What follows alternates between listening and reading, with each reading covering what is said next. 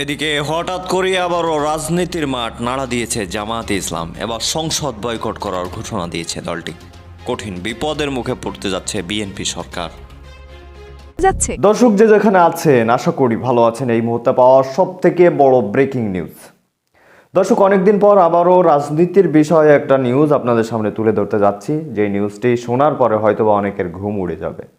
দর্শক, আওয়ামী লীগ এবং বিএনপি এবং জামাত, আওয়ামী লীগ যখন ক্ষমতায় ছিল এই দুইটা দলকে সেখানে পিটিয়েছে, যেখানে পেয়েছে সেখানে পিটিয়েছে। এখন আওয়ামী লীগ নেই, এখন বিএনপি সেই আওয়ামী লীগের ভূমিকা পালন করছে। এবার জামাত এবং এনসিপি পাশাপাশি ইসলামী আন্দোলন চরমোনাই তাদেরকে যেখানে পাচ্ছে সেখানেই গণধুলায় দিচ্ছে।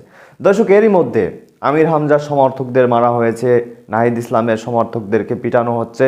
রীতিমতো সারা দেশে একটা রণক্ষেত্রে উত্তাল বানিয়ে রেখেছে বিএনপি নেতাকর্মীরা। এরই জের ধরে জামাত ইসলাম সহ যত বিরোধী দল ছিল সবাই সংসদ বয়কটের ঘোষণা দিয়েছে।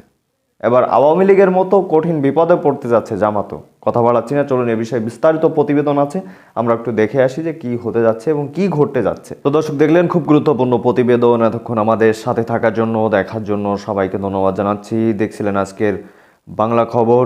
দর্শক, এখন এ বিষয়ে আপনাদের মতামত কি অবশ্যই কমেন্টের মাধ্যমে জানান। দর্শক, বেশি কথা বাড়াতে চাচ্ছি না, দিনভর যেহেতু রোজা থেকেছেন, অনেকেই কষ্ট ক্লান্ত রয়েছেন, তো এখন এই বিষয়ে আপনাদের মতামতটি জানতে চাই। তো দর্শক, ভালো থাকুন, সুস্থ থাকুন। দেখা হচ্ছে খুব দ্রুত অন্য একটা নিউজের মাধ্যমে। এতক্ষণ সাথে থাকার জন্য ধন্যবাদ। আল্লাহ হাফেজ।